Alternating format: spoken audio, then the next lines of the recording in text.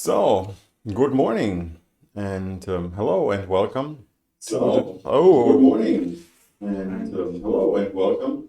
Good morning and hello and welcome. Good morning and hello. Okay, audio problems fixed. That was interesting. Okay, once again, hello and welcome to the first lecture of this semester, Scientific Visualization. In case you haven't attended any of my lectures, don't worry, I do possess a body and it's not a coincidence or a mistake. I do this on purpose to hide most of myself, to not cover any of the slides. Talking about myself, my name is Jens Krüger and I run the group for high performance computing and the Center of Computer Graphics and Visual Data Analysis. And I'll be giving this lecture for the most part. Only when I'm absent, usually at a conference. I don't think we'll have any conferences this semester, but if I get sick or anything else gets in the way, then Andre, one of my postdocs, might take over one of the lectures. Daniel Preuss will be responsible for the exercises and more on that later. So now that you know who is doing this lecture, let's talk a little bit about how we intend to do it. So you obviously found your way to Twitch. That's good. So either you're watching this live, which I highly recommend, so that you can ask questions in the chat, or you're watching this as a video on demand stream, which is also fine. Then you'll be using Twitch or YouTube, where we archive all of the lectures. There's also two other platforms that we'll be using for this semester.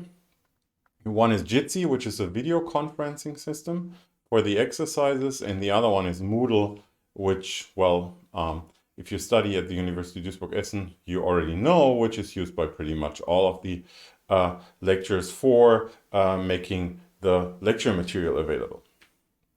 So let's talk about those platforms in a little bit more detail. I guess most has to be said about Moodle in terms of information to get onto the Moodle. What you see here is the URL. The only important part really is the end. It's the ID for this lecture. And underneath that you can find the login password, Einschreibeschlüssel, to enable access to that particular Moodle course. I recommend that each and every one subscribes to the Moodle course who's interested in this lecture, in particular if you're a student at the University of Duisburg-Essen, as we'll be making announcements. We'll supply exercises, homework, the slides that I'm presenting here will also be available there. And if anything happens to the lecture, say we have to cancel a lecture or shift it, we'll also announce it there. In addition, there's also a discussion forum at Moodle. So if you have any questions, then you can also post them there. Okay. When you feel uncomfortable posting in the normal forum, there's also an anonymous forum, or if it's not there, I'm not sure if we can enable it yet.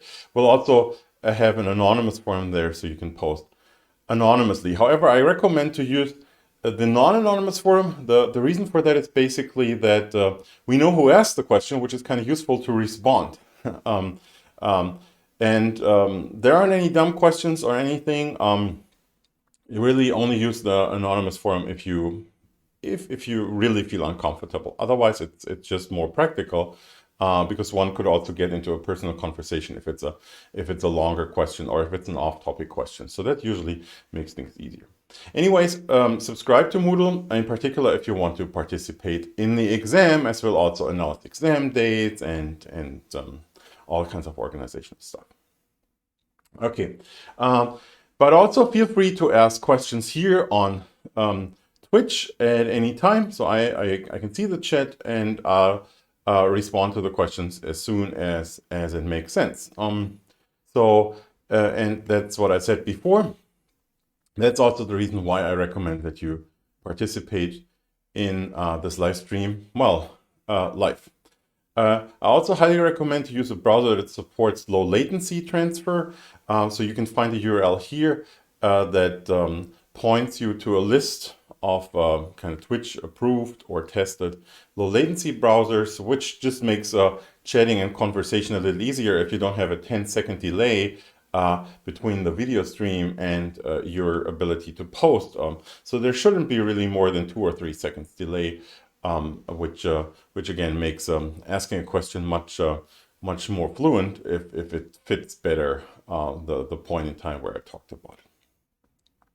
Okay, and yeah, if you have any trouble in Twitch or with Twitch, then post it here in the chat as well. If you don't have audio, if audio is not okay, if anything goes wrong, I mean, you've seen this at the beginning, so there might be things that don't work out as planned. I mean, if I have an audio loop, I'll immediately notice that. But nonetheless, if anything else comes in the way. Okay, sure. Yeah, so that's Twitch. And the last one is Jitsi. Jitsi is a video conferencing system. It's an open source video conferencing system, and we use it for our exercises to have more of a kind of a face-to-face type of situation to discuss things. And as I said, Daniel Preuss will be responsible for the exercises. They'll start next week, next Monday, right after the live stream. And here is the URL for the Jitsi room. It's pretty much like Zoom, except that it pretty much runs only in the browser. And the way the exercise works, they'll be bi-weekly, so every other week. Starting next week, we'll give you homework that you can, if you want to, and I highly recommend, work on. And then during the exercises, you have yet another possibility to ask questions about the lecture, but also about the exercises. And also the results of the exercises will be discussed. The results of the homework will be discussed during those exercise hours. In addition, if that's not enough points or places where you can ask questions, you can always send me an email or call me on the phone, which is also fine. It's pretty rare that I get phone calls these days, but it's on one of the first slides, and you can also find me on the web. So yeah, feel free to give me a phone call. Not necessarily during the stream, but any other time is pretty much fine. Okay, so here's a brief overview what we do for teaching, and as you can see, we're right here at Scientific Visualization. There's other lectures. There's Advanced Image Synthesis, which is also a master lecture, also in English, taught this semester. I think it's on Tuesdays, if I recall correct. And there are also bachelor classes, which I suppose none of you really care so much about, because you're either external listeners or you're master students anyhow. In addition, we do have various projects, seminars, master projects, bachelor projects. None of the projects are this semester though, but we do have a seminar on how to deliver an engaging computer science talk, and the registration and kickoff meeting is this week. So if you're interested in that seminar, which is not broadcasted via Twitch, we also do this via Jitsi or Zoom, depending on what works better. But the kickoff meeting will be also in a Jitsi room. Details can be found on our group's webpage. So if you're interested in the seminar, head to our teaching webpage, and there you'll find details on when exactly, or when it's here, but where exactly you can participate in the kickoff and registration meeting, and then potentially register for the seminar. Okay, so it is pretty much going to be, well, there's going to be, I would say, another 5 minutes organizational stuff, and then I'll talk about the history of visualization. So don't worry, there'll be more than just organizational stuff. As a matter of fact, I think that's my last slide on organizational details. But yeah, it'll be sort of an introduction, which I suppose is every first lecture. So yeah, just the last little detail here. No lecture without an exam. So we'll have an exam at the end of the semester. It's going to be an oral exam. And I don't know exactly what's going to happen towards the end of the semester. Whether this oral exam is going to be in presence or not. My best guess right now is it's not going to be in presence. Then we'll do this via some video conferencing systems such as Skype or so. But it's certainly going to be an oral exam. And only if we would have a very safe corona situation, we would do this in presence. Okay, so any questions so far? Any organizational questions maybe? I mean, I didn't talk about any content really. I'll just give you a few seconds to work out the delay.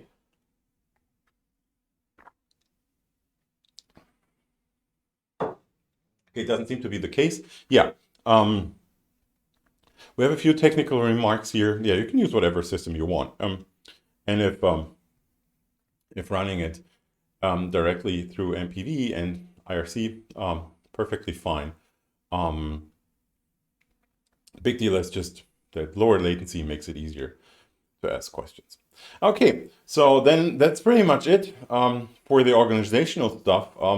Let me just show you one more thing, not completely related to visualization, which is a little video of a project that our group did in the last couple of years. We really need to update that video for more recent research, but it should just give you an idea what we're doing in terms of graphics and also visualization. And I want to talk a little bit while it runs.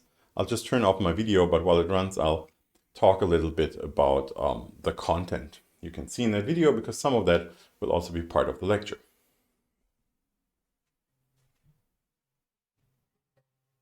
So the first thing you see here is a flow visualization example. And the underlying system that we've developed is a system that automatically generates these images and figures out how to visualize a flow field. What you can see here is basically the evolution, how the system learns how to visualize, in that case, a spiral, how to visualize a spiral flow field. And there's a couple more. So we also do a lot of research recently in terms of user interaction. So that's a bunch of students working on one big display device or aggregated display with various inputs, handheld devices, gesture devices, whatever. And we've done a lot more recently on virtual reality, which is kind of hard to bring to a non-virtual reality screen. Okay, so what you see here is a volume visualization, obviously, of a human. And everything that's here shiny and colorful on the outside of this human and at the bottom, that's not something that we would usually show to the scientists. That's more a meta visualization. It shows how the visualization works. More on that later. And that's a pretty interesting data set. Also more on that later, that contains a full human body. So you can basically slice it in any direction if you want to. It's kind of like a three-dimensional photograph of the human. It's called the Visual Human Project. And again, more on that later when I talk about volume visualization.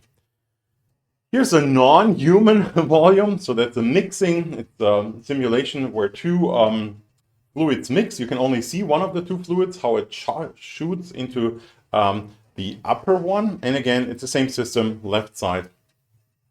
Meta visualization, how the visualization itself works, or a debugging view, so to say. And on the right, you see the actual visualization of the fluid, how it forms plumes when it enters the other volume. Here yet another volume visualization, again, of a human, but this time it's not a three-dimensional photograph. It's the result of a computed tomography full body scan. We ran this through the same system, but now we also use color to highlight different types of tissues. You see bladder here, lungs, heart, and then, well, head. So here we've got a different type of data. So that's now a flow field or a vector field. And what you can see is a visualization of the flow in particular clusters of the flow being recognized by the system, colored, automatically colored, and then you can pull different regions of the flow apart to get a better insight of what's going on. We'll also talk about flow visualization towards the end of this semester. So that will be our second big topic. Here's another data type that's not part of the discussion in this lecture. I'll talk about this in advanced image synthesis, but it's also a visualization topic in a sense. It's terrain rendering. It's all about how do we render large scale exabytes, terabytes of terrain quickly on commodity PCs. And again, what you see here is a debug view or meta visualization. Normally you wouldn't see these red and green boxes, but those are basically partitions of the data that are dynamically loaded. So here's yet another volumetric scalar field being visualized. That's a simulation of a C60 molecule, and again a human, and the point here is that this system also runs on a mobile device, in this case an iPhone. Okay, so it's a little bit about scalability. So that's pretty much it. And again, those were a couple of projects that we've worked on here in our teaching and research group, in the HPC group, which also gives you an idea of what are potential topics for bachelor, or in most cases, I guess, master's thesis things to work on. And again, as I said, these videos, we should redo them from time to time. So we recently also focused on virtual reality as another important, interaction metaphor for games and for visualization. Okay, so that's it for the organizational part, and also what do we do? Now let's do some visualization. And I want to stay with the introduction today, and I just want to give you a little bit of a historical overview, or kind of a motivation why visualization is a good idea. Here's a simple visualization of a mathematical computation. Mathematical exercise. And the question is, how would you do this if I tell you to not use a computer, but do it in your head? I guess most of you, unless you're still a pupil or student of a lower grade, won't really be able to do this in your head unless you're interested in executing those calculations manually.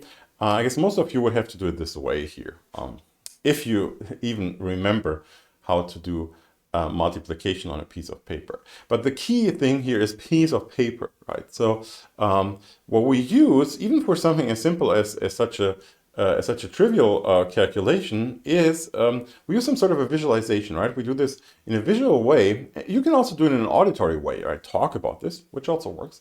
But most people actually do it in a visual way, right? You write things down, you use a piece of paper to memorize things, and then you can work this out.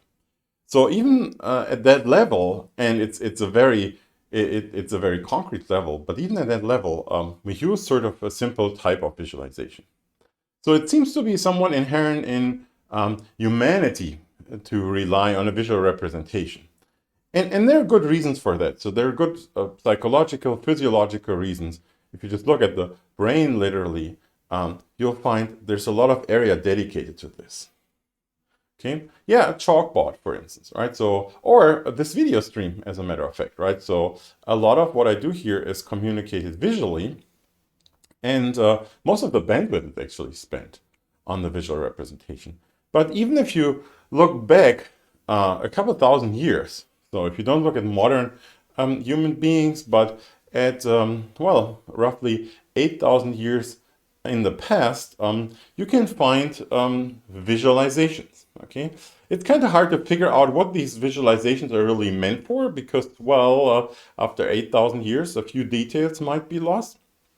But what you can see here on the left is a presumably or most likely a map at Çatalhöyük, and what you see at the top here, that's basically a kind of transcript taking the barely visible map on the left and just copying that onto a piece of paper. So what you see on the top is actually what you're supposed to see on the left if you look very closely. And most likely that is the oldest map known to mankind.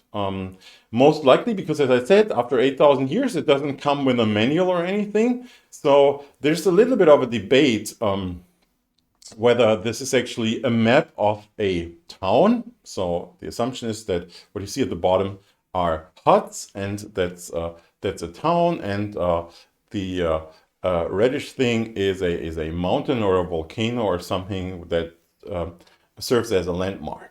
There are also folks that say, okay, well, this is just an abstract painting, or it's supposed to be an animal skin or whatever. Well, it's kind of hard to tell, but I prefer the interpretation, which I think is also the majority interpretation. This is a map. And why is this such a big deal? Because, well, the thing is that about 8,000 years ago, there was no way that you could see the town this way, right? Well, you can certainly climb a mountain if that's actually a mountain, but under normal circumstances, you would be standing inside a city, right? Or town, I suppose. And so this is a visual abstraction from real life view, what you see as a pedestrian, to what the town actually, how the town is actually set up. Yeah, and this is kind of this. Here you are. So a type of map which I guess we still use up to this day. So maps are kind of a big deal, and this is why I want to spend a few more minutes on maps. So here's another map from roughly 4,500 years ago. And that's again a transcript. So that's kind of a copy of a map made on clay. And yeah, what you can see here is never mind the annotations, right? The modern letter annotations are not on this map, like north and rivers. That's not on the map, but the rest is supposedly on that map. And here it's undisputed that it is in fact a map. So while we aren't quite sure about the other one, so about 4,500 years ago, folks used maps back then painted in clay to get an idea how a landscape works. Okay, another even more interesting map is this one here from roughly 3,000 years ago from China. And what's particularly interesting about this map here, it's again a copy to a piece of paper, is that the overlying Euclidean grids, so those little squares, are on the map. So this is nothing that has been added later on. This is exactly how this thing looks.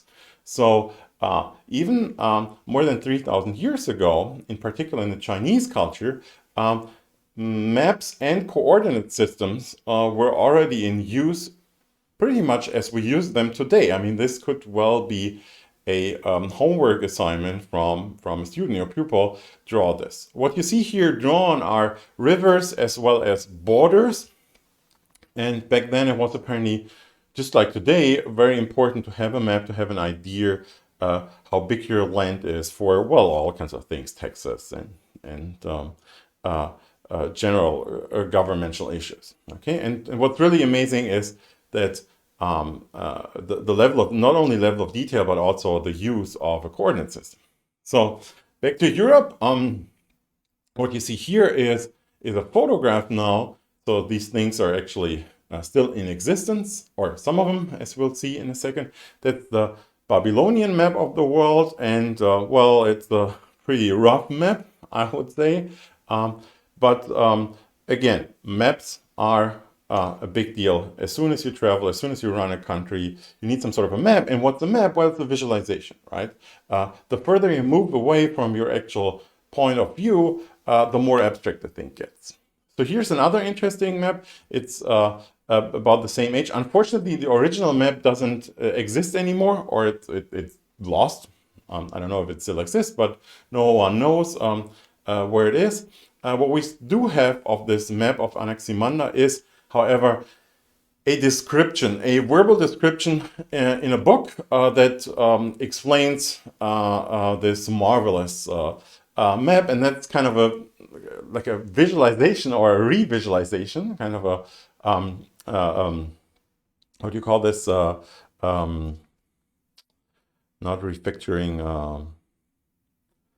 Like if you take a description and rework the original idea, anyways, can't find the right term here.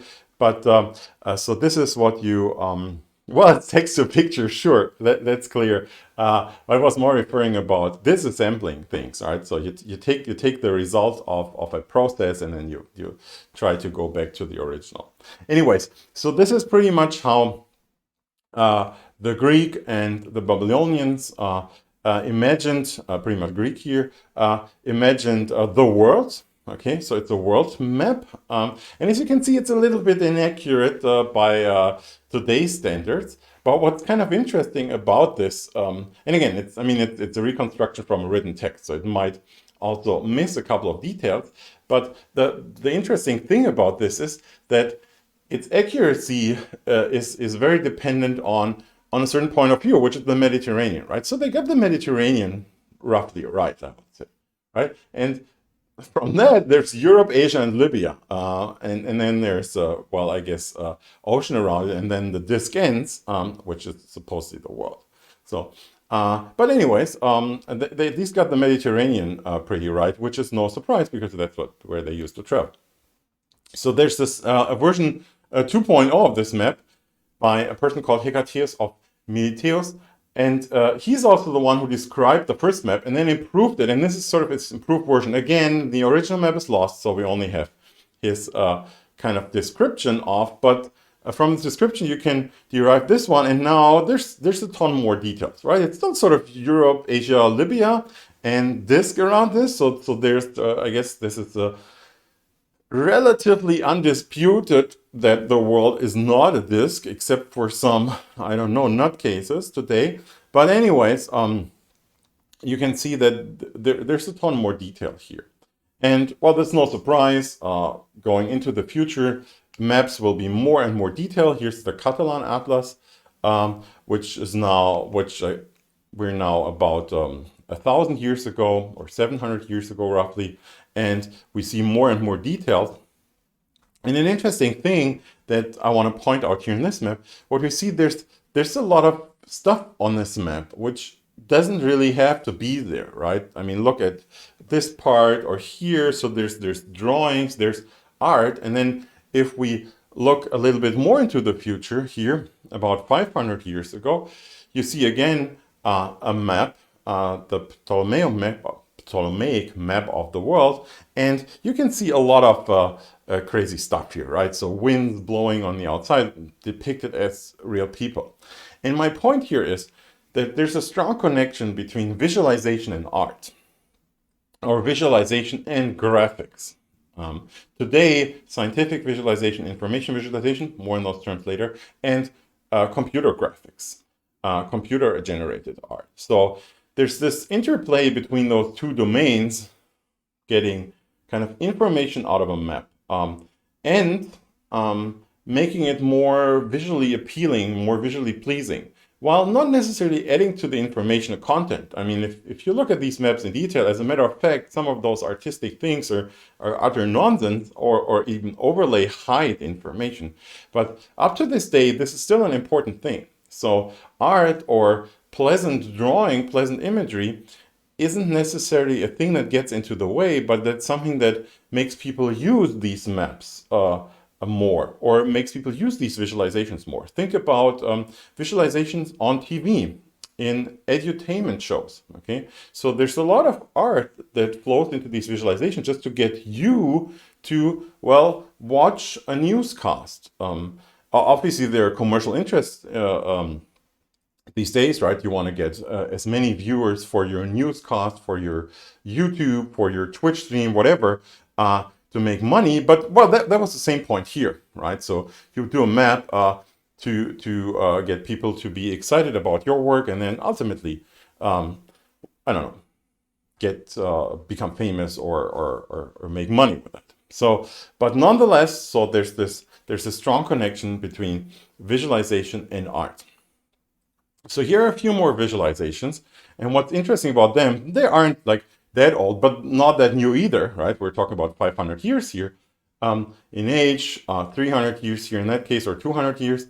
And what's interesting about these maps, that's why I picked those, is that they use visualization techniques that we're still using at this day, right? So there's what we will later call glyph-based visualization. So you draw these little glyphs here, little arrows or lines to indicate flow, to indicate current. A flow visualization is a pretty complicated thing, right? And here we have what we call a height field. It's a height field visualization of a scalar quantity. The quantities really don't matter that much, but what I'm really trying to get across here is that those are very modern visualizations. So you could almost say that they copied the ideas that we use in computers today, except that we copied the ideas that the folks used back then.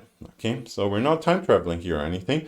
So that means that this was done, 1879. I mean, this is not 6,000 years old, obviously, but nonetheless, do a little bit of history research and figure out what did folks have at this time. Certainly no computers, no calculators. I mean, we had abacus or mechanical systems, very simple mechanical systems, but nonetheless, you had to do all this perspective drawing, all of this by hand, and as soon as it gets curvy, a ruler doesn't really get you anywhere. Okay, so that's a tedious handmade process, and we basically copy that today and just make it easier with computer systems. Of course, no, I guess introduction to visualization would be complete without this graphic here. So if you've seen other visualization streams or lectures or so before, you've probably seen that before. It's a very famous thing. It's a typical information visualization graphics, and it's not something that I can easily explain here because I could probably talk about this for an hour. So I recommend, if you're interested in that particular visualization, to search it on the web. It's easy to find. You find long period. I think there's actually a pretty long Wikipedia article about it as well. So just to give you a rough overview, what this is all about. So it's about Napoleon's campaign towards Russia. It's about his troop movement, various encounters along the way. There's a time component. There's even a temperature component. And the big deal is how many soldiers did he have in his campaign? So it starts here on the left. So here we got the starting point, and the width of this tree-like thing that extends in sort of yellow towards the right. That is the strength of his army. So the wider, the more soldiers. Okay, as you can see, it constantly decreases towards the right. So soldiers, what happens to soldiers? Well, most of them die, starve to death, freeze to death, die. And you can see a significant quantity of people die. I mean, some of them are garrisoned, so they're stationed somewhere, which you can, for instance, see here, right? You see that there's a part of the army that on the way back from Moscow rejoins, but quickly again dies out. And what you can see here again are a couple of things. A lot of folks died during that campaign, so it wasn't a successful campaign, obviously. You can see the temperature distribution here, so how that has an impact on the lifespan of soldiers back then. You can see landmarks, you can see rivers. So it's an interesting combination of various things. And what's very interesting about this visualization is it's extremely abstract. So it collocates time, temperature, places, dates, which is time, I guess, and other quantities. And that again 150 years ago. So it's a really interesting graph. Okay. So what else do we have in that domain? Information visualization, again, more on the term itself later on, but here's a very classical, it's a pie chart. Okay, so you all know pie charts, right? So there's circles here and they're broken up into various sections. A pie chart generally used for percentage quantities, right? A quantity sums up to 100% and you want to display how this is split up. And again, it's from 1858. This is, by the way, not the first known pie chart. So this is actually the oldest known pie chart, at least as far as I'm aware, from a person called William Playfair. From 1789, and it's about the ethnic composition of the Turkish Empire. And again, even back then, we apparently used pie charts, and probably folks did boring presentations and killed viewers by too many bullet points and pie charts. No, just kidding. But anyways, so it's a pretty old technique. So what we use today are really at least in part, things that we know that have been around for a very long time. Okay, so any questions?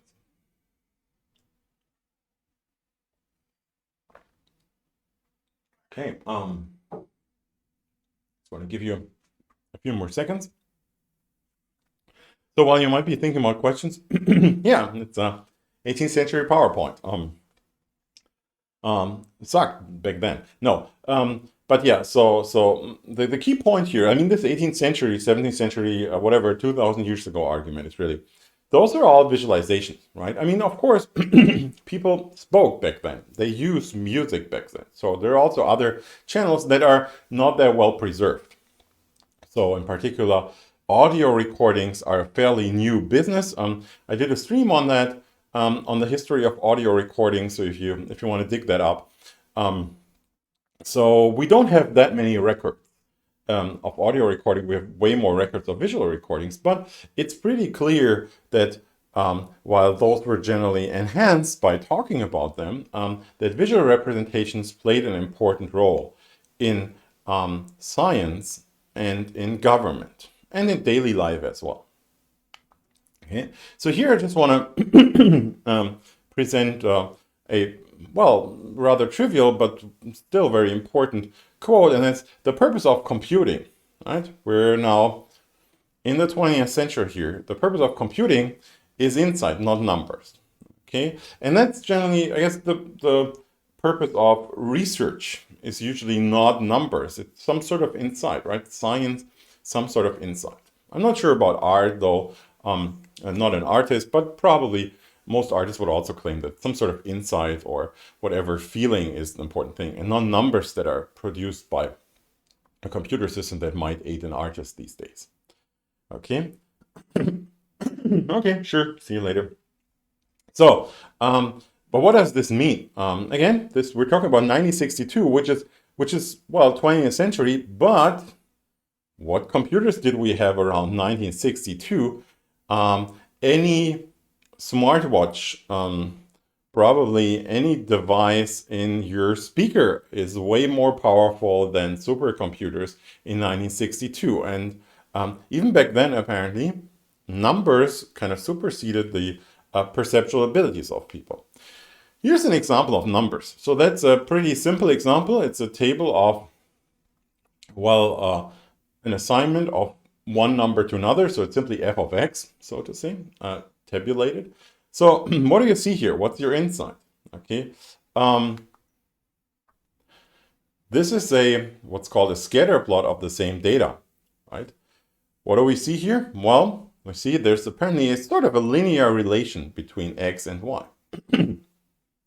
Is this possible to grasp it from here? Well, if you're a mathematical freak, probably yes. Or if you're if you're into numbers, yeah, it might be. But here it's pretty obvious. I mean, it's dead obvious that there is this, excuse me, there is this sort of linear relationship with some uncertainty to it. Here's another set of numbers, okay? So what's going on with those numbers? Again, let's plot them. Okay, here's a scatter plot of those numbers, which is really just picking the XY coordinate and making a dot, which is again something that you do in elementary, well, not in elementary school, but maybe, I don't know, 6th grade or 7th grade or so. And again, well, we can guess it's a parabolic shape, so there are some gaps in here. So maybe we can find clusters. We can visually find, okay, there's a cluster here, there's a cluster here, but most likely it's just a parabolic shape with maybe a few values missing, or we could do a few more experiments to get this inside. Okay, so and this is way easier, this visual way, than, well, the number visual way. And that's an important thing. So if we think about visualizations, we need to think about humans. Visualizations are obviously a human-computer interface, or computer-human interface, depending on how you think about it. Okay, so it's a way of a computer system, when we talk about computer-generated visualizations, it's a way of one system, a computer, a database, a simulation, a measurement, telling us what the information is. And it seems that this here works significantly better than this stuff here. Okay, so here's another quote. It's again a little dated on purpose. It's 1987. Okay, so computer experiments allow access to new worlds. Real experiments are too expensive, too dangerous, etc. Arbitrary large and small time case and spatial dimensions. So what does this mean? Well, first of all, it means there are certain experiments that we can't really carry out easily. And if you look at the date 1987, so that's sort of Cold War time, so you can also figure out what type of experiments are probably meant here. Or what was one aspect of this, right? Nuclear experiments, but also there was a time where a lot of new theories were being tested in simulations, like, I don't know, Big Bang Theory. So this is obviously something that you can't experience firsthand. It would take forever for you to go back. Nothing existed back then. So there are obvious things. This has nothing to do with visualization, but it's an argument for computation. It's an argument for simulation. So that means that it's a good idea, if we have solid models, which is a big if, by the way, if we have solid models to run things in a computer simulation, or generally in a simulation, you could also do the calculation by hand, but these days we do all of this with computing devices, to run a computer simulation. And then we need to get the result of that across. And there might be a situation where we run a simulation, say, does this plane fly, or did the Big Bang happen, or whatever type of simulation you can come up with. And the system runs and runs, and then ultimately spits out 42 or yes, or no, or whatever. Then you don't need a visualization, right? Well, I guess for 42 probably. But for yes and no answers, right? This is great, right? If you want to know whatever, does this plane fly? Is this an optimal design that I've chosen for my wing? And the system says yes, cool. No visualization needed. However, most of the time, it doesn't work this way. Okay, it's not that simple. So you don't get a yes or no answer, or you don't get a 5 as an answer, or 42, or whatever. So, but the answer that you get tends to be pretty big in terms of like how many numbers the result contains, right? Think about, again, my example with a plane. The result of your simulation is, I don't know, velocity, temperature, pressure field around a wing or so, and that's going to be billions and billions of numbers, and you don't want to look at those on a tabular chart. So you need to somehow deal with that, and again, visual representation is a good idea. So we get this flood of information, and it only gets worse. So it gets worse and worse in that term, or better and better, depending on how you think about it. We get more and more information. The more detailed the computer simulations get, the more details the underlying models get, the mathematical concepts get, the more data we generate. This might decline at some point. Maybe at some point AI will get so smart that it can answer the questions right away, but until we get to that point, we need to communicate it somehow. And since auditory and olfactorial interfaces don't really work that well, visual communication is a good idea. And as someone pointed out in the chat, which I've also pointed out before, is a lot of our brain is actually wired. We've got this giant visual cortex, which takes up a lot of space, a lot of processing space in our brains. And again, more on that in a second. So we are beings, we are animals, whatever you want to call it, that are physiologically designed to have a fairly wide bandwidth for visual information. We are pretty good at deciphering visual information. Okay, so let's catch up on a couple of those. I'll explain them in a second things here. The first thing I want to talk about is scientific and information visualization. I've used these terms a lot, and I will even more in the coming lectures, in particular scientific visualization. So, and this is this two worlds collide thing. So the terms here are really very misleading. Information visualization is not unscientific, as well as scientific visualization is not without information. So it's just kind of a more or less arbitrary terminology, and there's a lot of debate in scientific community whether it makes any sense or not. I think it makes a pretty good sense to make this distinction, and since I'm not all about political correctness, I'll stick with these terms. So what are those two things? Scientific visualization is what this lecture will be mostly about. What this lecture will be mostly about, and the distinction between the two ideas is actually pretty straightforward. For scientific visualization, you have a spatial component in your data. What does this mean? It means that there's a up and down, or left and right, or front and back that sort of makes sense. Okay, here are examples for that. So we have a computed tomography scan of a human, and there's obviously, it makes sense to say, well, that's top and that's bottom, front, back. Okay, you might discuss whether left or right is seen from the patient or is seen from an observer, or whether you stand in front or at the back of the observer. I mean, those are solved questions, but nonetheless, if you don't know about medicine, you might wonder what this is, or when the patient lies, it's now top or bottom. But long story short, it's clear. So there's going to the left and going to the right makes sense. You can do this in centimeters if you want to. Okay, and here at the bottom you have flow simulation. Okay, those are streak surfaces. Again, more on that way later in the lecture, what streak surfaces are.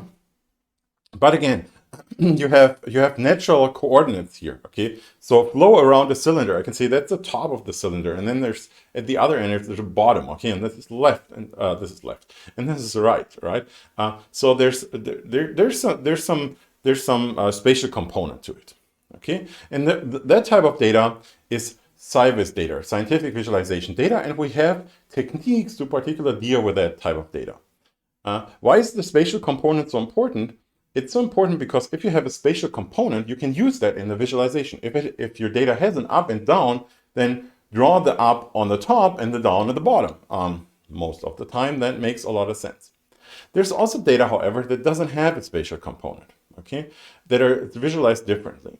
Let me give you a simple example. Do a survey, right? Walk through the city when it's not closed due to a pandemic, and ask people like, how much money do you make? What is your gender? What is, I don't know, how old are you? Okay, so you collect that information, and that's usually pretty high dimensional. If you ask 20 questions, and even if they're simple in that sense, that they're all numeric. Okay, so each question, we just get a numeric answer, age, income, something like that. So we end up with numbers that are easy to deal with from a computational point of view, that are very high dimensional. You get a 20D data set, and none of that has any spatial meaning. Even if you have a component in there, say you want to know the GPS coordinate of your home, which obviously has a spatial component. It's not the dominant data. It's not the independent or dependent variable. It's just part of the data. Okay, so you can imagine this InfraVis data as what you would throw into an Excel sheet. Okay, so if you do a survey, you can generally put this into a table, and those pieces of information, on the one hand, and that's kind of the distinguishing factor, they don't have a spatial component, a dominant spatial component. On the other hand, they're usually pretty high dimensional. Okay, so they're 10, 100, million dimensional. And then we get a problem because anything beyond 3D or better said beyond 2D is hard to draw. Okay, and for those types of information, we generally use very different techniques. Okay, and here are some typical InfoVis visualizations. Okay, so that's the second domain. That doesn't mean that there isn't sort of a gray area in between, right? For instance, sometimes you have high dimensional data of a spatial information. So just something as simple as a flow around a wing, which is actually not that simple, but the idea is simple, right? Flow around a wing or flow around a car. Let's keep it even more simple, okay? You have a car, sports car, pretty nice aerodynamic shape, and you have this flow around the car. Now you want to know, you have a race car, you want to race really quickly, so you race that quickly that actually temperature starts to become an issue, okay? So then you don't just track flow at every point in space, but you track temperature. Pressure is also important, right? How do you compress air in front of the car? Or do I create what is the pressure distribution? So if I have temperature, wind or flow direction, and pressure, I already have 5 dimensions, right? I mean, flow is obviously 3-dimensional in 3D space, and then I have temperature, pressure, and there might be other things as well that you care about. Well, maybe you care about noise or so, and then you have noise level or whatever. Right? So you see that there might be high dimensional data in SciVis as well, and you can have even more connections between the two. So there's a gray area in between, but generally it's a pretty decent distinction. Okay, so this lecture will be mostly about SciVis data, just as a side note. Okay, so let's look at the particularly well-known examples for SciVis data. Here it is. It's a German slide, but I guess you get the idea. It's well, a weather forecast, right? It's a weather forecast. You can actually see it at the top right. It's roughly 15 years old, but I guess the basic idea hasn't changed much. Maybe some of the countries have changed country borders, but that's pretty much it here. And what do we see on this weather forecast, right? So there's actually a lot of things on that chart, and I've noticed that modern charts tend to contain fewer information sometimes. I don't know what this says about human evolution or ability to perceive things, but anyways, so what do we see here? Okay, we see glyphs here. Okay, so that's a glyph. That's an image here that depicts weather, right? So we got bad weather, good weather. Well, depends what you define as good, but I guess that's thunderstorm, rain, cloudy sky. Do we have sunny somewhere? I would have to go here. Yeah, so we've got sunny weather here. We got temperature. Spelled out as numbers. We got temperature, redundant information. We got temperature laid out as colors. So we got the colors here. We got pressure. Those lines here are pressure. We got wind direction shown as arrows. So there's a ton of information in this graph, right? Still, most folks will probably be able to, at least once you point them at those pieces of information, even if you're not an expert, be able to figure out what this means, what an arrow means here, what the color means. Yet, this is a very sparse map. Look at the glyphs here, okay? Let's, again, focus on the glyphs here, okay? So there's a lot of places where we don't have glyphs, for obvious reasons, right? If we would point those glyphs, if we print those glyphs all over the place, you wouldn't see the map, right? Which is yet another level of information that I haven't mentioned. That's, well, geological information, right? We have land for this water mass, and we have cities also printed here, important cities. So anyways, this is sparse, right? So if you look at this here, for instance, we're stationed in Duisburg. So Duisburg is not on this map. I never get it. It's such an important city. But anyway, Duisburg is not on this map. Yet I'm still able to figure out what's the weather been on the, what is it, 18th of, I think it's September, or no, it's October. 18th of October, 2007, all right? I can interpolate, and that's kind of the important insight here is we as humans are able to figure out in-between values pretty easily. Okay, so you see a sparse representation, and we're able to figure out, okay, well, there's bad weather here and there's good weather here, so it's probably going to be mixed weather in between, which is a very simple situation. And the same for other things as well. You technically also extrapolate, okay?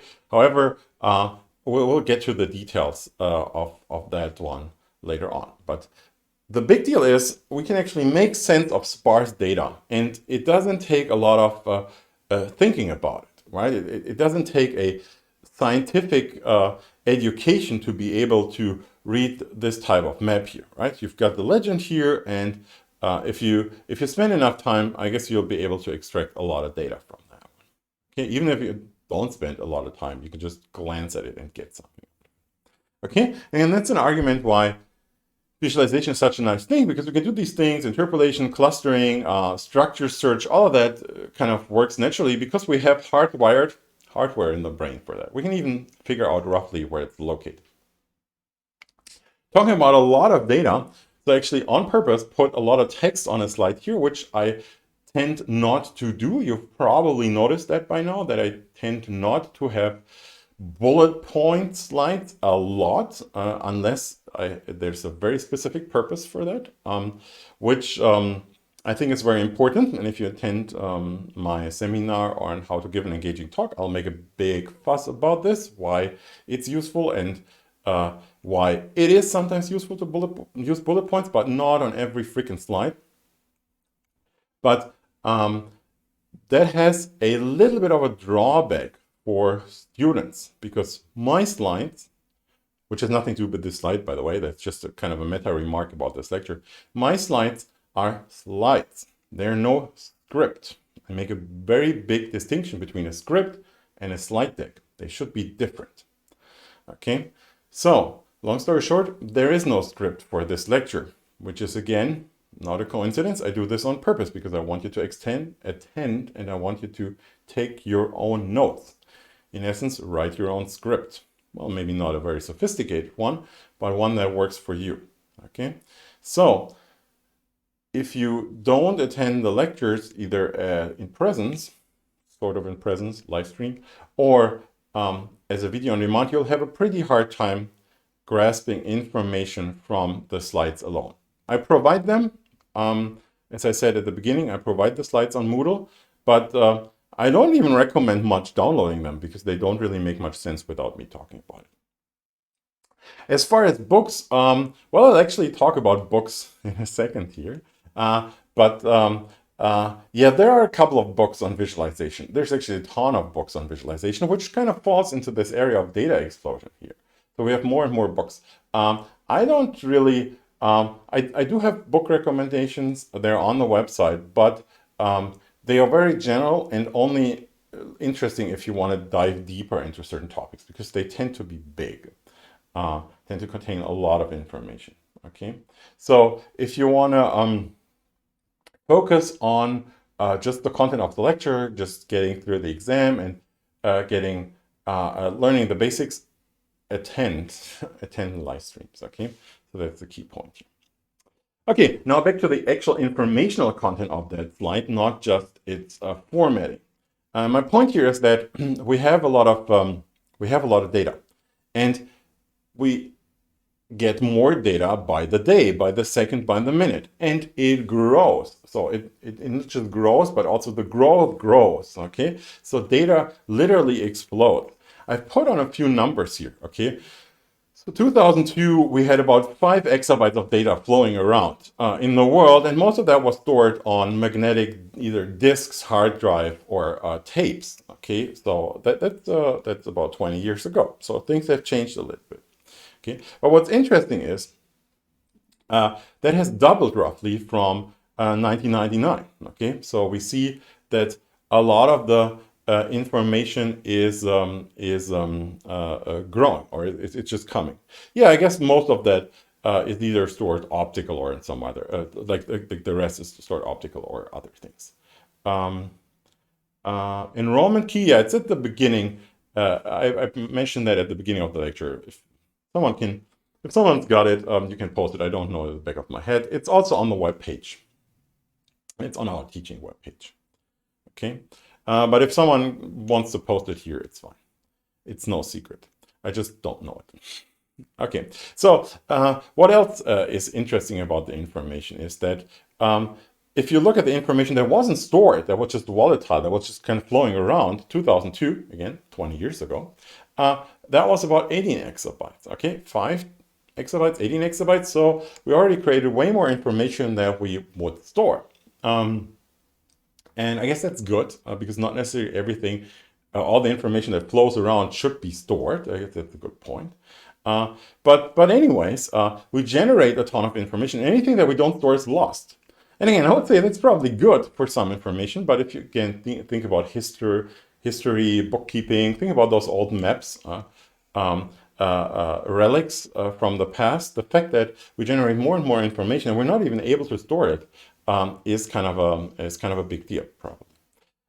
Interestingly, another kind of landmark, again, 20 years ago, roughly 20 years ago, is that a lot of the data was sent as voice, okay, wired telephones. And I guess that has changed. I mean, I suppose most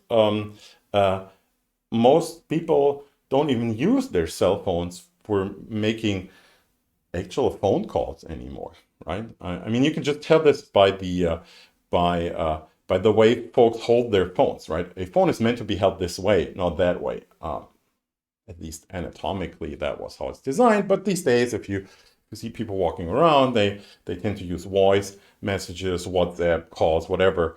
And then apparently you have to like tilt your hand and look at the phone while you do it. Anyways, long story short, a lot of it has changed. Okay, and what I want to do now is something that is completely worthless, but it's fun.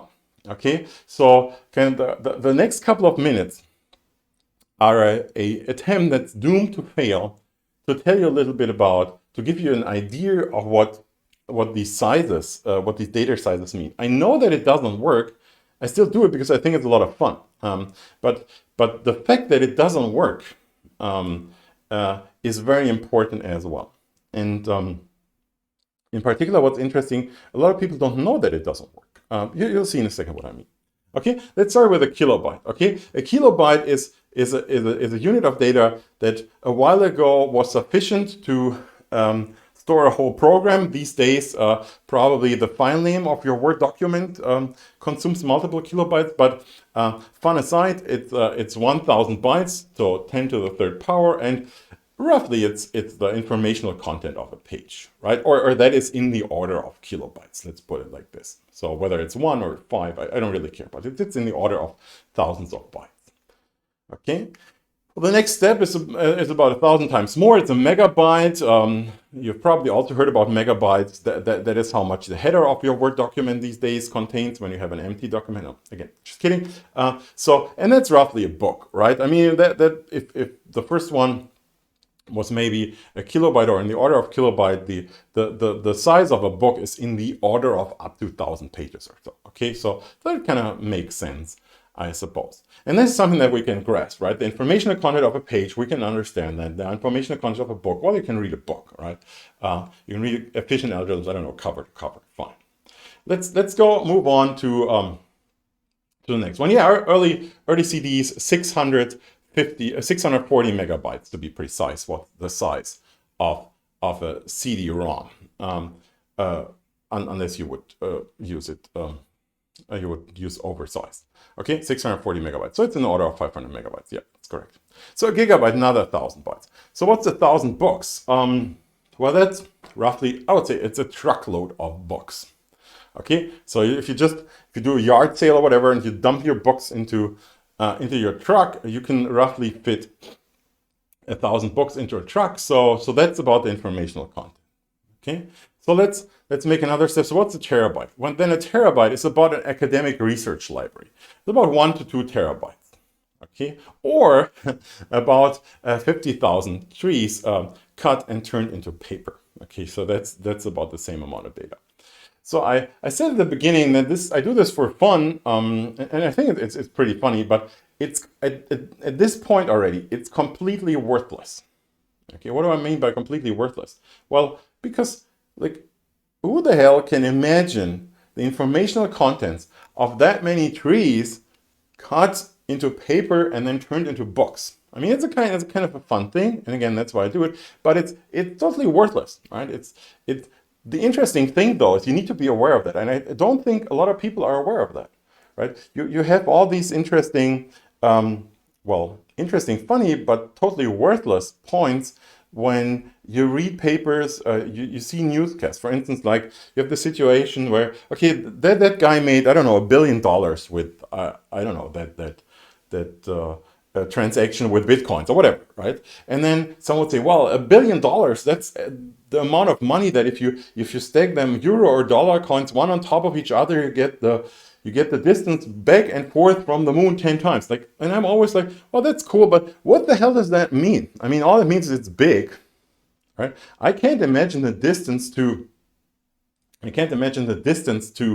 moon, let alone how much money it is if I stack dollar coins on top of each other. Or well, there aren't any dollar coins. Well, they are, but they're very rare. But in any case, euro coins, I know that those exist, right? And the same is true here. So if I cut down a ton of trees, right, and turn them into books, I mean, any paper makers here? Do we have any idea how many trees it takes, right? So that's my point. So we use these analogies. Well, we should be aware that they're fun, but still worthless, completely worthless. And I'm only at terabytes here, right? So this isn't even big. Exactly, petabytes. Since we kind of run out of planets here or trees to plant them on. Let's use something else as an analogy. Again, completely worthless for getting the idea, but still fun. And a petabyte, so roughly 4 petabyte is a human life. So what do I mean by a human life? So I did the math a few years ago, and I basically computed what happens if when you're born, you wear a recording device or you implant this into your brain and you record your life in full HD stereo Blu-ray quality encoding. Okay? So meaning you pretty much record everything that you see. And if you get to live 78 years, you reach about the 4 petabyte mark. So why is this interesting? Again, it's a completely worthless piece of information, just funny.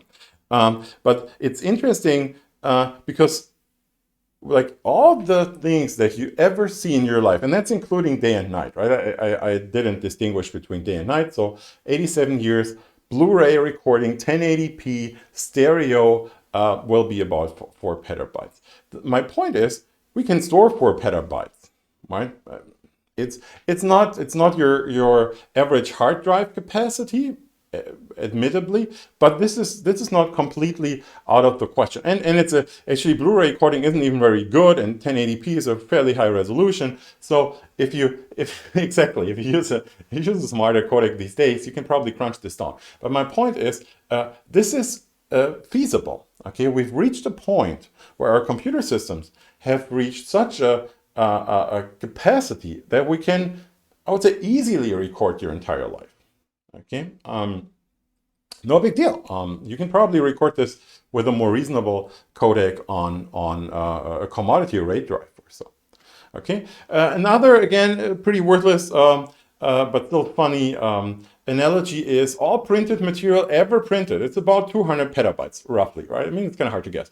But if you take everything that humans ever printed, which is printing press isn't such an ancient thing, so there isn't that much, but it's a roughly 200 petabytes in size. And again, 200 petabytes is something that we can deal with, right? Let's do the next one, exabytes. Okay, yet another 1,000-fold increase, 10 to the 18th power. So this is what a 1 with 18 zeros looks like. Okay, exabytes. This is roughly where we are right now, technologically speaking. Okay, so exabytes is kind of the current frontiers. That's what supercomputers deal with. Exascale computing, exabyte storage system. So this is roughly where we are right now. And again, this frontier shifts. So what can we do with our current technological capabilities? Okay, so let's think about what are exabytes. So one thing that you can say is 5 exabytes are roughly, I'm kind of estimating a couple of things here, but 5 exabytes are roughly the amount of information that is in every word ever spoken throughout human history by any human in the world. Okay, so from the earliest, I don't know, quaky sounds that some Neanderthalian human being made to, well, we've had other humans before that were probably able to talk, and then the Neanderthals died out anyhow. But anyways, anything from that point on to today that was ever spoken anywhere in the world, we are at the age where we could store that. Okay, so we could technically store every word ever said. Okay, so this is particularly interesting. Right? Again, 5 exabytes. That's roughly my estimate here. Compare that to 2 exabytes, which is the total volume information generated in 1999. I had this on that one slide with a ton of bullet points on it. Okay, so either we have a lot of very important things to say these days, or probably not. It's up to you. So that was the assumption was we actually store that as ASCII, so as text, not as a recording. But then again, the difference isn't that huge. It's maybe a factor of 1,000 or so, whether you use text or whether you use an actual audio recording. So it's still in the, well, technically it's one order further away, 1,000, right? But anyways, it's doable. Okay. So to put this even more into perspective, so 1999. 2 exabytes of data. 2012, we were talking about roughly 5.4 exabytes of data. So in roughly 15 years, we kind of quadrupled the amount of data that was sent. And I didn't really look up any newer numbers. I don't have any newer numbers, but it has grown significantly. Not the amount of data sent, but the amount of data generated and stored. Okay, so we must be doing very important things these days. At least we're generating a ton of information. This is also why some folks call this the age of information. So what's interesting about this? So now back from this, as I said, completely worthless analogy, but still fun. What's the outcome of all of this? Okay, so first of all, what's the reason for this? Well, there's Moore's law. Okay, you've probably all heard about Moore's law. Most of them get it wrong because they think it's about performance. It's actually not. It's about transistor count. But to make a long story short and to simplify things a lot, because the simple argument is enough for us, computers grow, right? I mean, technically Moore's law predicts an exponential growth in transistor count, but I don't even care about that point. The only point that I care about is that the processing power, or the transistors, and hopefully along with that the processing power, grows. Okay, how it grows doesn't really matter much. It's at least for the most part it's been exponential growth, but it grows. Okay, that's my only point here. On the other hand, this is what I call Darwin's law. Okay, this is human performance, and that's pretty straight, right? We're talking about 1999 to today. Okay, so you might argue that this is actually going down or it's going up a little bit. I guess that's probably depends on your view of the world, but my point is that evolution doesn't catch up with this. Okay, so the bottom line of these two graphs, how the x and y axis, well, x-axis is clear, but how the y-axis is scaled, whether it's logarithmically scaled or whether it's linear, doesn't really matter. The point is we've got a problem here. We've got a problem. We've got a growing amount of information that we can't run through computer systems at the same speed to actually make sense of them. Okay, so AI isn't smart enough to figure things on its own, at least not yet. On the other hand, we have humans that aren't really evolving quickly enough. We aren't evolving exponentially or getting quicker. So we run into a problem. So one way or another, we have to improve the interface. We have to convey more and more data to the same dumb human being, so to say. Okay, so that's where visualization becomes more and more important. Okay, so humans tend to be overwhelmed by data. Okay, being overwhelmed by data, just as a side note, isn't something that is very unusual. So this here is an image of the Ariane 5 flight, 501, the first flight of the Pride of the European Space Agency, and that spaceship or the rocket blew up pretty quickly after a couple of seconds because of information overload. Long story short, look it up on Wikipedia if you're interested in the details. But it's not just technical systems that are overwhelmed with data, humans are as well. So we need to improve the interface. Okay, so the interface between the computer and the human has to improve. Now, I guess we all agree that there's very little improvement in the human visual system. As a matter of fact, it's actually going down due to our use of near vision. We can see that visual impairments are growing because humans are meant to look at faraway objects. Using at close objects actually hurts your vision, or at least that's a theory. Long story short, it's certainly not significantly improving. Okay, so we need to improve the other side. This slide again serves two purposes. One is to get the term the human visual system onto a slide. The second one is to show you this part here, which I conveniently grabbed somewhere from Wikipedia. My point is, the human visual system is not just that round thing at the top, which we usually call the eye. Okay, it's not just the eyes. Okay, the eyes are actually part of your brain. So if you look at the evolution, if you look at development, your eyes are actually part of the brain that just happen to grow towards the outside. So it has a similar tissue structure than brain. It's directly connected to the brain. So it's actually part of your brain that just kind of literally looks to the outside. But my key point is that this is just the top of this. There's this whole stuff at the bottom. Okay, there's a lot of processing going on. Okay, and all of this contributes to your perception, and we need, at least to some degree, take that into account. So if you think about computer graphics, if you think about visualization, don't just think about the eyes. They're just this tiny part of your brain that is wired, literally wired. I mean, you can pop an eye out, don't do this, but you can literally do this, pop this out, and you see the whole wiring.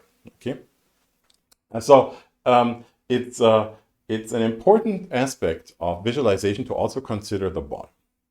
I'm not very good at arts, but I want to give you here one art example, and let's get myself out of the way. So this here is a painting, as you can obviously see. So even I can have a pretty good idea who painted this. So you can probably guess that. Who's the painter from the style? That's pretty easy to tell. Maybe someone wants to point that out, show that he or she knows. Just drink something in between. Yeah. Van Gogh. Yeah, it's a Van Gogh painting, and what I want you, and again, I'm not very good at art, which is funny for someone who teaches computer graphics. But anyway, what I want you to do is look at this painting, and that's why I got out of the way, and kind of, how should I put it, like observe your feelings or check your feelings, or what do you see? Like, what do you feel when you look at this painting? Okay. Now that we got this, quickly, what else can I do? I can give you a piece of information on top of this painting. So here it is, okay? So here's a piece of information, and yeah, if you are in arts history, there's an ongoing debate whether that's his last or his second to last painting, but in any case, that was a painting that Van Gogh painted while he was in the mood to obviously committing suicide. Okay, now if you look at the painting again, for most people, their mood changes. Okay, so most people see the fields first because they're a pretty salient feature. So this is kind of obvious, pretty bright colors. And then once you get this piece of information, you focus more on the dark sky, the birds, and then it becomes more of a depressive image. At least that works for a lot of the non-artists. Like, probably when you are an artist, you notice this right away. But in any case, my point here is that background information changes your perception of things. Okay, and that's a really, really big deal when we design visualization. I mean, art is also a type of visualization. Okay. So here is another slide about this idea, okay, about this idea of having a connection between colors and culture. And yeah, about your remark, yeah, I definitely agree, and that's why I said it's just one it's just one interpretation of that image, certainly, yeah. But it doesn't change. But the funny point about your remark that whether Van Gogh was actually in a bad mood or not because he had this ups and downs is it doesn't matter for my point here. So when I give you this information, your perception changes. That's the key point here.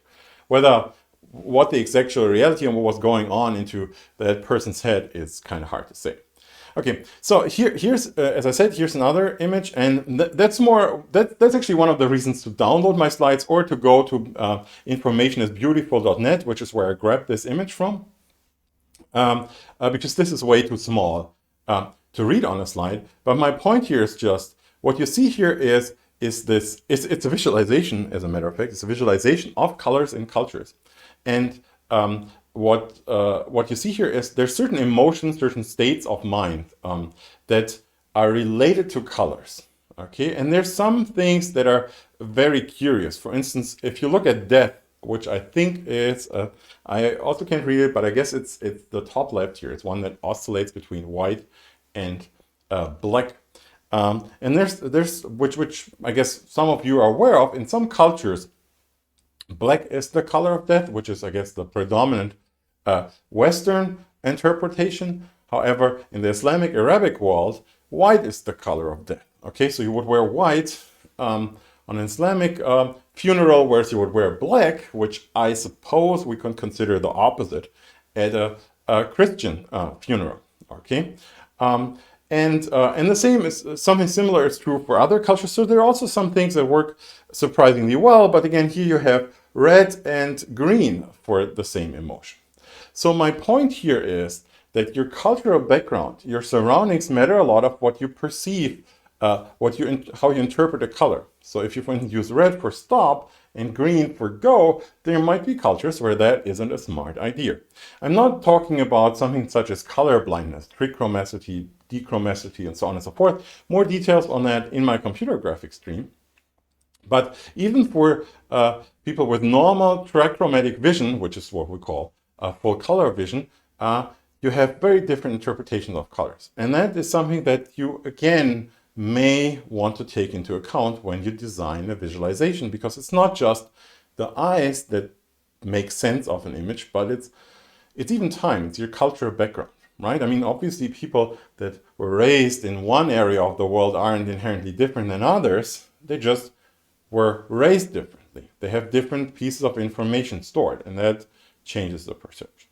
Okay, so those are all things that we, at some point, we should consider.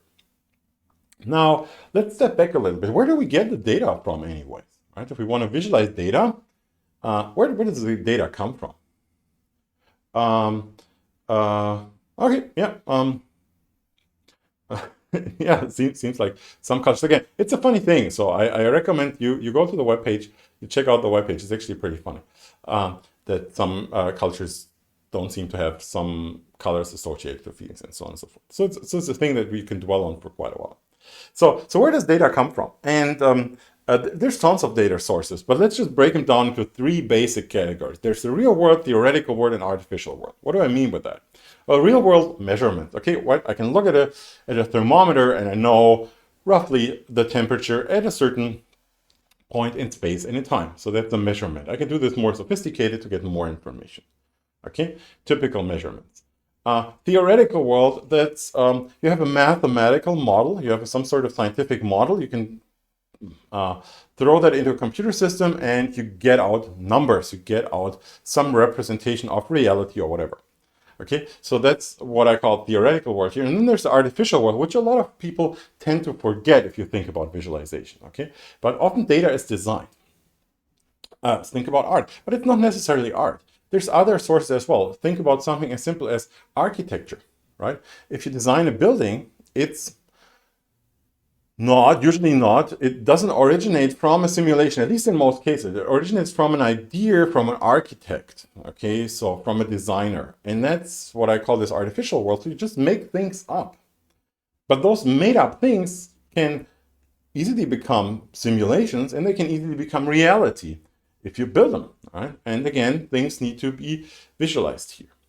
Okay? Let's look at a couple of examples here and also assign data sizes to them. So megabytes, gigabytes, terabytes. So a lot of real world measurements are in this size. And I'm not going to read all of this, so you can read this later on, but just to give you a basic idea, we got medical imaging, large source of data. We will also have a lot of examples from medicine. Why?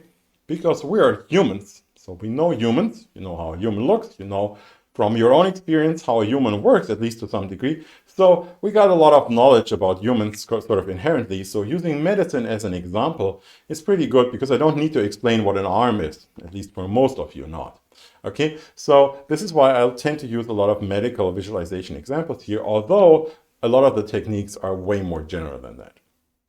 So general medicine generates a lot of information, but not per each data set. So the data set are actually rather small in size, at least the ones that we use in practice when you go to hospital and do a scan or so.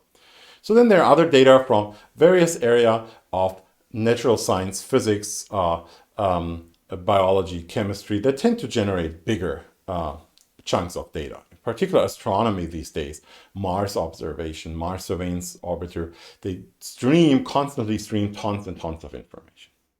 Okay, sticking with this medical idea for a second, I mentioned this Visible Human project, or at least I've shown the Visible Human project. I don't know if I've called it the Visible Human project already, but I've shown that when in the video at the beginning of my stream, I showed you this human where I would do this cut through the human body. That's actually from a project called the Visible Human Project, which is a project that was conducted in the 1990s by the US National Library of Medicine. And what they wanted to do, they wanted to create an atlas of the human. Okay, 1990. So it's not 500 years ago, right? But at that point, no complete atlas of a human being existed. I mean, this is a time where I was certainly alive, and where some of you folks were already alive. And you would be surprised what science doesn't know once you work with scientists. So, anyways, they were looking for a complete data set of a human being. Complete meaning like really complete up to small scale details, as you can see here. So that's part of the Visible Human data set. Trouble is, if you want to get such a data set, it's generally invasive, meaning that you would not survive being cut into pieces or shredded into dust. So what they did, they were actually looking for a human corpse, a dead human, but they wanted this human to be healthy. And here we got a problem. So most dead people aren't healthy. They're dead for a reason. So, and then they had other requirements in terms of size, and they wanted a male and a female, and so on and so forth. So it took them a while to find a suitable donor. It's kind of a funny term, or not so funny, depending on how you think about it. But anyway, they found a donor of a body, and of that dead body, they conducted various scans. So pretty much anything they could do, MRI, CT, then they froze the body. So they had the fresh human, just died body, and they froze the person, and then again conducted the scans to figure out how much did it change, and then ultimately the last thing they did to the corpse was once it was frozen, they actually milled off layer by layer, and they took a photograph every time they would create one of those layers. So they didn't slice the body into pieces and photograph them, but they would actually mill off a small part, take a photograph, mill off a small part, take a photograph. So the person was literally turned into dust. And what you can see here is a photograph of one of those layers with some regions highlighted. So the body contains blue liquid around it. As a matter of fact, that's jello, a Wackel pudding. So they froze the person in literally edible jello. Why blue? Because blue doesn't show up in the human body. So they thought, and that was actually a pretty good thought, they thought that this would be easy to segment out later on. And then back then, 90s, digital cameras were a pretty new thing. So they took analog pictures with a photographic film, as well as digital pictures. And along with each slice, they put down a chart to later on calibrate things. So they were literally making history and doing a lot of things that have never been done before. So once they were done with that human body, they made all of those data sets available, so they are free to download. If you go to the Visible Human Project webpage from the National Library of Medicine, you can still download the data set. And only pretty recently, I guess 5 years ago or so, they actually scanned the photographs. They scanned the analog photographs because the digital camera was pretty low resolution, and they even released a new higher resolution version of the data set, which is pretty nice. I've also put out a YouTube video here at the bottom. You can click on that one, watch a little bit about the history of the Visible Human Project, how they got to the data set. So what I've got here is a video of taking all the most interesting data set is certainly that three-dimensional photograph. And what you see here is just taking all of those photographs, segmenting out the blue part, and then just turning those into a video. So this is what you get when you slice through a human body. You see a ton of fat here, right? That's the white one. You see some muscle tissue. The black is generally air. So those are, I think we're at that was just the bladder, legs here. Sometimes you see that this seems to freeze. So if you look closely in the video, it seems to be linear. Sometimes it seems to stop and then continue. This is where pieces of the body are missing because they had to cut the frozen block of ice into 3 parts to put it into the mill. Yeah, so I wouldn't like to do this whole slicing process either, and it took years. So it's again interesting. It's a very interesting project. Okay, so what's even more interesting, you can take these sliced images, whether it's CT, which are also slices, or whether it's actual photograph, and you can reconstruct the original data. So those are from the Visible Human male products. There's also a Visible Human female, but I'll be using mostly the Visible Human male here. You can take all those slices of information and reconstruct them back and get the original, well, not really original, but at least get the look of the original data back. So you can take the slices and turn that back into a depiction of that male in this case here. Also, if you wonder, you might see those lines here. So there's lines on the face. You can also see this here on the body. This is a wire that was also frozen along with the human body for alignment. So in case the slices would have gone out of alignment, which they actually did. So, I mean, again, this was a very, like the sawmill thing was a very invasive process. So that would actually kind of move the slices around. And the idea was that you would have this rod frozen in there, and you have some points in each image so you could realign them. Okay, so this is what this is good for. I haven't removed this here. You can also segment this out, but I haven't segmented out before I generated the three-dimensional imagery. And you see that the bottom is flat, right? Because this person is lying on a bench when he was dead and was frozen. Okay, and there's a lot of things that are not great about this data set. So this person wasn't in a super healthy condition. He only had one testicle, for instance, and he had severe trauma in his arm because of the reason of death, which was a lethal injection. So the data set isn't perfect, but nonetheless, and that's really interesting. There's a book from the National Library of Medicine about this project, and it says in the book that after the data set was released, a bunch of anatomical atlases, medical anatomical atlases, had to change because they realized they're wrong. Again, we are the late 20th century, and anatomical atlases used in medicine were actually not up to date, which is crazy when you think about it. Okay, so but that's going to be a data set I might be use from time to time. What's interesting from a visualization point of view is this 3D visualization here, and here's just a little video of a software that we've done a couple of years ago, which won an award about the visualization of the year 2009. So it's now roughly 12 years ago. You can still download it, and maybe we'll use it. I'll use it sometimes in the lecture, which is a visualization software.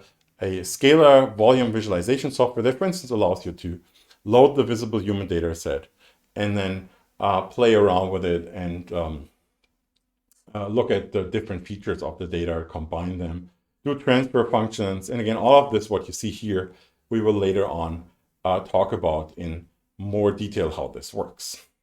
Okay, so those are measurements. Okay, it just doesn't have to be temperature. It can also be humans or other specimen animals or other piece of hardware that gets scanned.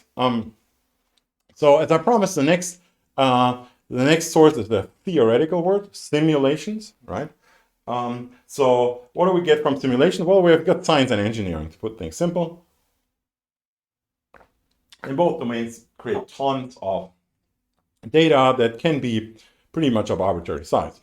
And again, I put down a few very obvious sources of data, but there's way more. Okay. Here's a typical visualization of a simulated data set of flow field. Flow fields are inherently hard to measure. But they can be simulated with some accuracy. And what you see here is it's called a streak surface to visualize the flow. Flow fields have this nasty thing that we can't really directly visualize them because they don't have a visual representation, right? If you think about the visible human from before, that human before he was dead, you could actually look at him. You could talk to him, right? It had a visual existence. And technically, you could have sliced him and looked at him, okay? So it makes sense to say, well, this is what it looks, okay? But what does the wind look like? Okay, and that's just one vector field, right? What does an electric field look like? What does a magnetic field look like? Does a magnetic field even exist, or is it just a mathematical concept? So long story short, when you get into these things, even though they're still CIVIS data because they have this spatial component, you have to come up with a visual representation that is obviously not like reality.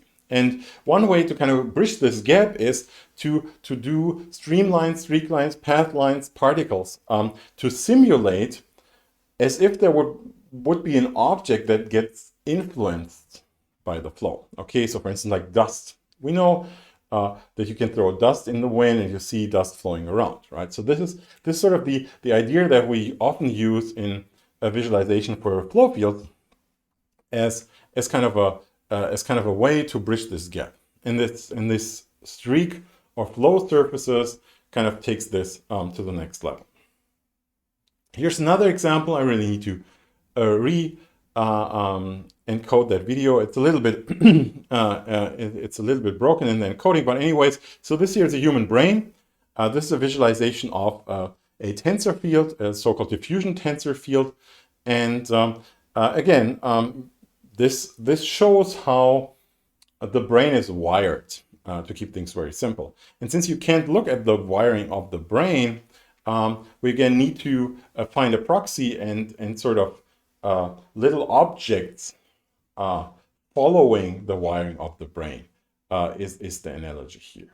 Okay, so that's the software that I did with my colleagues a couple of years ago, and a year later we again did a visualization for a contest, happened to win that contest again, and it's again a flow visualization.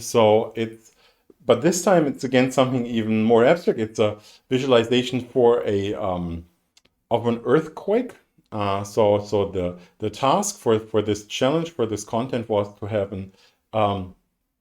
we had a data set of North America. You could see LA, San Diego here, and the idea was to visualize how an earthquake propagates through North America. And the question was in particular, when the earthquake follows this crack here, which is along the Rocky Mountains, why is LA being impacted by the earthquake so significantly, since it's off the Rocky Mountains, obviously at the coast? And you can look at this, you can look at the simulation, and you see these waves propagating on the surface, and you can see how the composition of the soil is responsible for this resonance here. Okay, so we got a question here, what's a tensor? A tensor is an extension of a vector. You can think about a tensor as a matrix that you consider still a vector quantity. Since this is very weird if I describe it this way, you can also just think about a tensor as a matrix. Okay, we'll have tensors later on. It's a mathematical concept that it's a very scary mathematical concept, but no, it's just basically matrices. Okay, those are tensors. So that's an earthquake visualization. Here are a couple of other visualizations that my colleagues in Munich did. Deformation visualization. Okay, so soft tissue simulation. In this case, we've just simulated a rubber horse, or here a tetrahedral data set of a blunt fin, and that's also deformable, as you will see in a second. The underlying research was a plastic surgery. For instance, breast implants for cancer patients, which is obviously soft tissue, and you want to simulate how breast implants behave under, for instance, deformation or gravity, right? How does the breast look under gravity? And obviously it should look symmetric, or whatever you want it to look. So this is why, and here you see a simulation that is more of a medical nature to kind of show this idea that we can take soft tissue and simulate it in real time, and again enable gravity and see how things move under gravity, in particular in inhomogeneous media, right? So for instance, when bones are harder, still rubber bones here though, bones are harder than surrounding tissue, how does this behave? So another example that I had before were the digital landscapes. It was in the video at the beginning of the stream.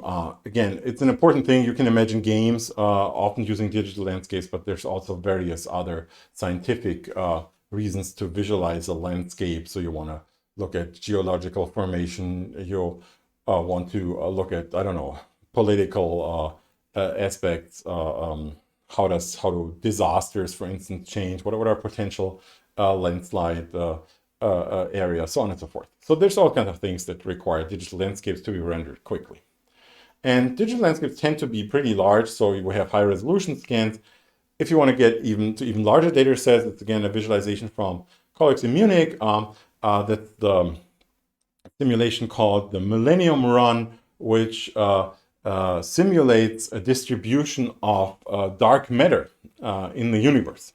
Funny enough, the dark matter here is everything that's not dark is dark matter in this visualization here, and it's a pretty big data set that scientists want to look at and want to check, like how does dark matter, how does it cluster, why does it do this, how does it form galaxies, so on and so forth. So this is an entire galaxy data set, and these things tend to get big. So we're talking about terabytes, exabytes of data. Yeah.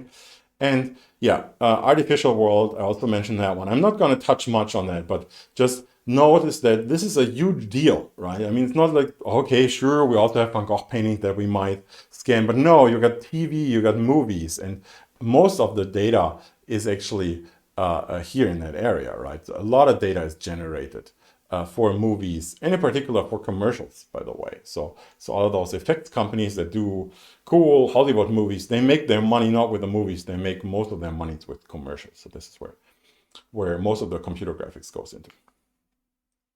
So other data sources here, petabyte, terabyte, are also information systems. Again, that's more in the realm of information viz, which I'm not gonna talk that much here in this lecture, but you can imagine stock market transaction being a lot of data constantly generated per day. And there's obviously a lot of interest trying to understand and find trends in the World Wide Web, in the stock market, all this big data analytics stuff. So this again is a lot of data that's being generated that needs to be visualized somehow. So here, just very quickly, an overview of the so-called visualization pipeline. Why quickly? Because I'm going to talk about this in a lot of detail in pretty much any lecture. So despite the fact that I don't want to dwell on this here for hours, this is a very important slide, and it's going to be important for A, things like exams, B, for the rest of the lecture, because this is how we try to structure a visualization. And the overall idea is trivial, I would say. We start with the data at the top, we pre-process it, we call this raw data, filter stuff out that we don't want, so all that's left is the visualization data that we actually want to see. We turn our numbers into something that has a visual meaning. For instance, we turn 20 degrees into, I don't know, yellow, and 30 degrees into red. So we somehow need to turn numbers into something that has a visual meaning, color, shape, things like that. And then we ultimately render it, and we get an image out. So that's the whole idea. So it's not a huge deal, but we'll later on use that to classify stuff that we do and say, okay, well, this is here, and this is going on here. Okay. Just as kind of my final slide for today's stream, a little example of how this works. Okay, so let's say we want to simulate the flow around a wing. So that's the example that I've used a couple of times today already. So what happens? So you've got a physical phenomenon. That's what we start with, right? So we got the flow around a wing, right? So that's what we want to look at. Well, first of all, we need a physical model. Generally, reality is a pretty complex thing, so we simplify things in science and use a simplified model. Okay, and just picking a pretty much arbitrary but not completely worthless model here, I would say it's an incompressible laminar fluid. The flow around my wing should behave like an incompressible laminar fluid. Depending on your speed, that's actually a pretty good idea.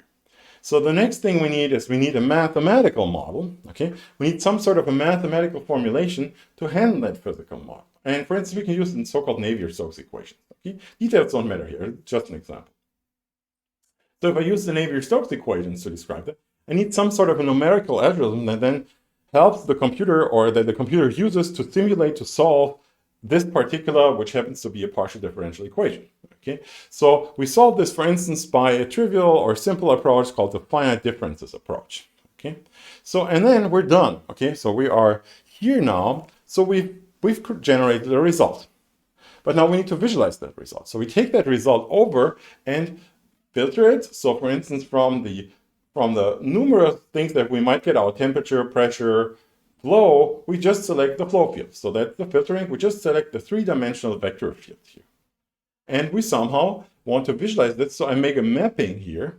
I say, okay, that's a three-dimensional flow field. So let's pick glyphs, like little arrows that I draw all over the place as my renderable representation. So now I turn these numbers here into a bunch of arrows with, well, shape, direction, and position.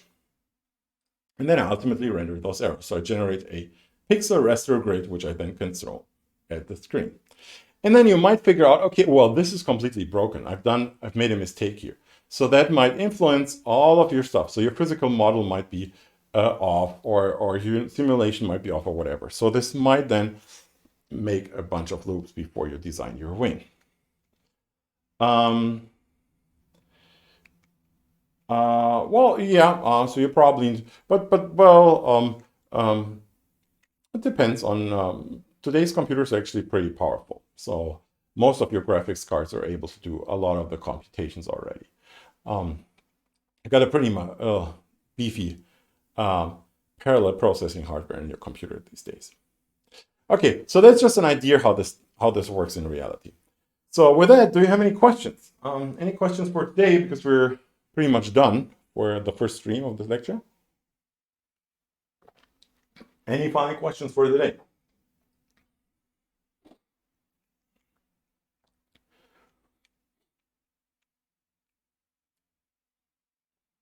So that doesn't seem to be the immediate case. Again, if you have any questions, if you're not quick enough typing now, or you have any questions that you would ask later, Moodle, email, or the exercise which starts next week. Talking about next week, what is the next week or the next stream, depending if you watch this live or as a video on demand. Next week, I want to talk about the simulation. So I want to start after today's introductory course. I want to start this whole visualization class by not doing a lot of visualizations. I want to start with talking a little bit about the sources. And as I said, I'm not an artist, so I'll skip the artistic part, but I want to talk about simulations, and I want to talk about measurements. And next week, I want to start with simulation and just talk about very simple simulation. Shallow water equation here is a simple partial differential equation. And what I just want to get across in this short lecture, certainly in the numerics lecture, you'll learn much more details, but what I want to get across is what are general properties of simulation? What are properties that we observe very often in simulations, in the results of simulations? And which of those properties are important for us as visualization experts that you want to become in this lecture? What are important things to know? What are important features that we often see in the data? What are things that we need to preserve? What are artifacts from the simulation that we should not preserve, that we should rather suppress? So those details I want to talk about in the next stream, next Monday, same time, same place. And it's going to be about simulation. After that week, we'll have measurements as an example. I'll use computed tomography. I just want to talk a little bit about how computed tomography works. CT, some of you have probably had a CT scan before, and I want to explain a little bit how this works, and then again, look at the features of many that many measured data sets have in common. And after that, we will then look, we'll dive deeper into this visualization part and look at filtering, and then look at render representation, rendering, and so on and so forth. Okay, so that's a rough overview. That's the introduction. And that's it for today. So I still don't see any questions. So with that, I guess I'm done with the scientific visualization for today. And I hope to see you in next week or this week in any of the other streams. Advanced image synthesis is coming up tomorrow. We also have an introduction to to programming, which is in German, Grundlegende Programmiertechniken, and also in German. I do this late night coding every Monday, Tuesday, Thursday, and Friday, where we talk about random computer science or whatever other random topics, which is not an official stream though. So some of the timing details will also be on this Twitch stream in a couple of seconds. Okay, so still no question here. Good, then that's it for today. Again, hope to see you in the next stream. Until then, stay healthy and bye-bye.